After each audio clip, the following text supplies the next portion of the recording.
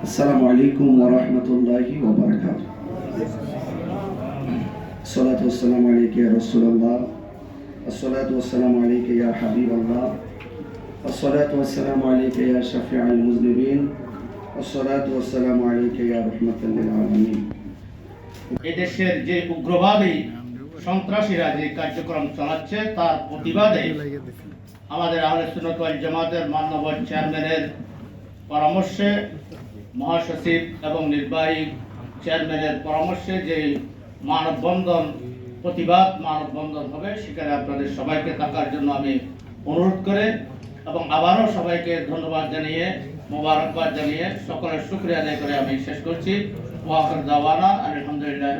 আসসালামু আলাইকুম ওয়া রাহমাতুল্লাহ। একটা আয়াত লেখা আছে, বলছে যে রাসূল সাল্লাল্লাহু আলাইহি ওয়াসাল্লামের ভাষ্য যে আমি তোমাদের মতো একজন মানুষ, অর্ধেক সত্য। কোরআন শরীফের বাকি আয়াত যে আছে, কিন্তু আমার উপর ওহী নাজিল হয়েছিল এইটুকু নাই। কিছু লোক পৃথিবীতে আমাদের হুজুর পাক সাল্লাল্লাহু আলাইহি ওয়াসাল্লামের মর্যাদাকে কিভাবে ক্ষুণ্ণ করা যায়, ছোট করা যায়, নিচে নামানো যায়, এই যাতে ব্যস্ত, নাউজুবিল্লাহ, এটা সারা বিশ্বে হচ্ছে।